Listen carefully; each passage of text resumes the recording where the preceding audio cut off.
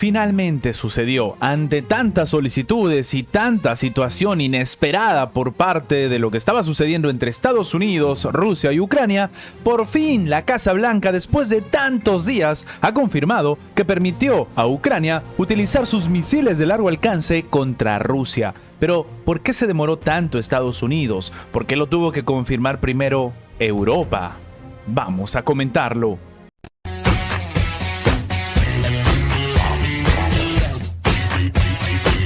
Estados Unidos permitió a Ucrania usar misiles balísticos de largo alcance contra la provincia rusa de Kursk. Esto ha confirmado el día de hoy John Kirby, portavoz del Consejo de Seguridad Nacional de la Casa Blanca.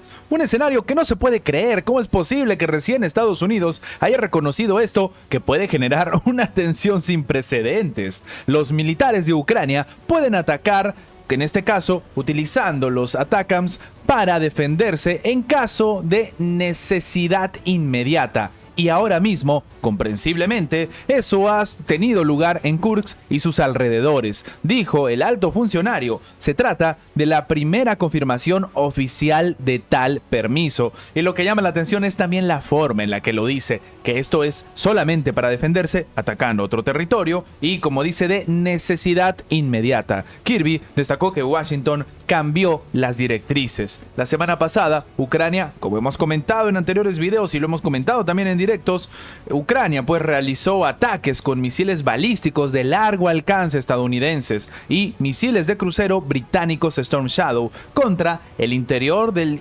territorio ruso internacionalmente reconocido. Concretamente, se trató de ataques a las instalaciones militares en la provincia tanto de Briansk como de Kursk. En respuesta, los militares rusos lanzaron el misil que está en la boca de todos y ha generado una tensión sin precedentes dentro, sobre todo de Occidente, el misil Oreshnik, equipado con ojivas convencionales contra una planta militar en Dnepropetrovsk. Oreshnik es el novedoso misil balístico de alcance intermedio capaz de impactar contra sus objetivos a una velocidad hipersónica de Mach 10, lo que equivale a casi 3 kilómetros por segundo. Claro, estamos hablando pues de algo que en su momento incluso hizo que Volodymyr Zelensky diga que se le había lanzado un misil intercontinental, pero que al final demostró ser una herramienta, un tipo pues de material que tal vez nadie vaticinaba que use la propia administración de Vladimir Putin, por un contexto muy obvio. En un conflicto armado, así sea contra Rusia, no puedes utilizar armamento que le dé información privilegiada a tu rival. Sí, estamos hablando de Estados Unidos. En este caso, lo que ha hecho Rusia es enseñar uno de sus arsenales armados que no se esperaba nadie, ni siquiera el propio gobierno norteamericano. Y ya se sabe entonces la naturaleza del avance, sobre todo militar, que tiene Rusia. Claro, esta sería solamente la punta del iceberg, pero habría que ver exactamente las repercusiones de todo esto a nivel geopolítico. Y sí, son mucho más impresionantes e importantes que solamente decir que Rusia utilizó un misil hipersónico.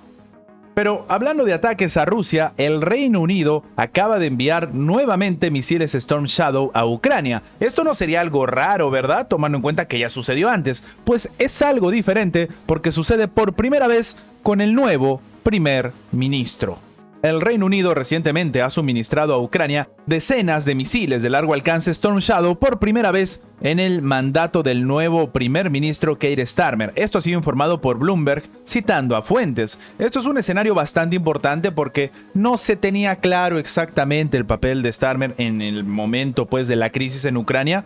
Y claro, él dijo que iba a seguir apoyando en este caso a la administración de Volodymyr Zelensky, pero tampoco se sabía hasta qué punto. Y además, mucho más importante, recordemos que antes estaba un partido completamente diferente al actual. De hecho, se habla, para que se entienda más o menos, que el anterior era de derecha y este es como que de izquierda. Sí, no de la izquierda que nosotros concebimos, pero sí de la que surge dentro del propio gobierno, en este caso en el Reino Unido. Personas familiarizadas con el asunto indicaron que la entrega de los misiles tuvo lugar varias semanas, en este caso antes pues de este contexto, y de hecho después de que básicamente Ucrania se le agoten los misiles de largo alcance, algo que también llama la atención porque esto demuestra que en realidad no tenían tantos a su disposición. El suministro fue realizado antes de que Washington y Londres dieran a Kiev permiso para lanzar estos misiles de largo alcance contra el territorio ruso, y esto lo enfatizaron las fuentes, dando a entender que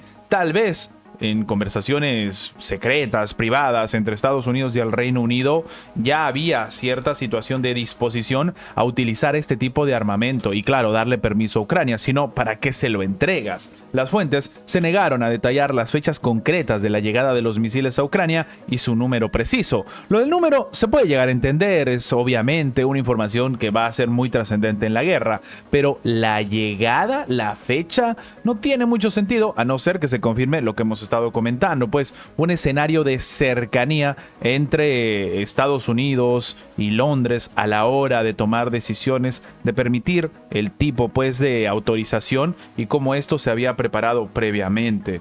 El ministro de Defensa británico, por su parte, ha aseverado que no va a comentar detalles operativos y subrayó que su apoyo a Ucrania es férreo. Se trata, como hemos dicho así, del primer envío de misiles Storm Shadow a Kiev por parte del gabinete de Starmer, pues el último suministro de este tipo de armamento había sido confirmado por el ministro de Defensa que se realizó en abril, cuando Rishi Sunak todavía tenía el cargo. Esto lo único que hace es demostrar que en este momento, con las administraciones actuales, el conflicto tiene todavía para rato. Claro, recordemos que todavía falta que Donald Trump sea, pues, en este caso ya de manera oficial, el presidente de Estados Unidos. Finalmente, pero no menos importante, se acaba de confirmar uno de los duros golpes más contundentes contra la administración estadounidense, o mejor dicho, contra el dólar.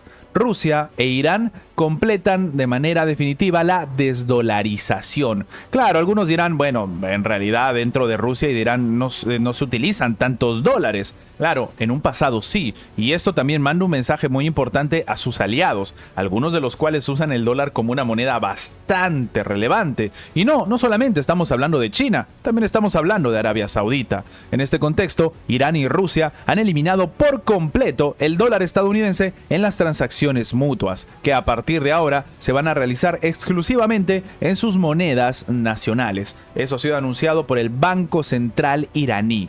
Hicimos un acuerdo monetario con Rusia y eliminamos por completo el dólar. Ahora solamente comerciamos con riales y rublos, enfatizó en este caso Mohammad Reza Farsin, que es el director del Banco Central.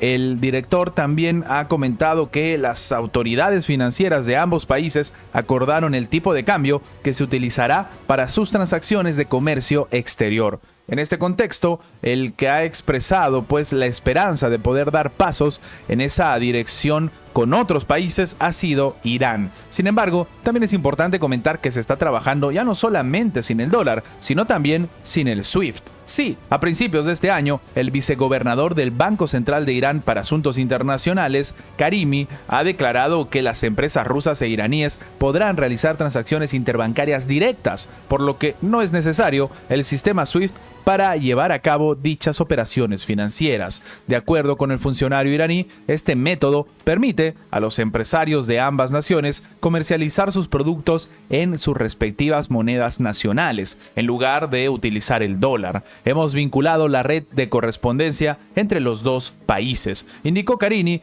quien explicó que los bancos rusos e iraníes ya no necesitan a Suiza para comunicarse entre sí, lo cual genera un golpe y sobre todo un malestar, no solamente dentro de la Casa Blanca por el tema del dólar, sino, como hemos dicho, en Suiza y en la mayoría de países y de poderío de Occidente. Recordemos que la amenaza de desconectar a Rusia del SWIFT impulsó a este tipo de acciones y también las sanciones contra Rusia. Y claro, este es un resultado de las sanciones y de la guerra en Europa, que hasta el momento no se ha evaluado mucho. Y sí, uno de los que ha terminado perjudicado en la crisis ucraniana también es el dólar estadounidense.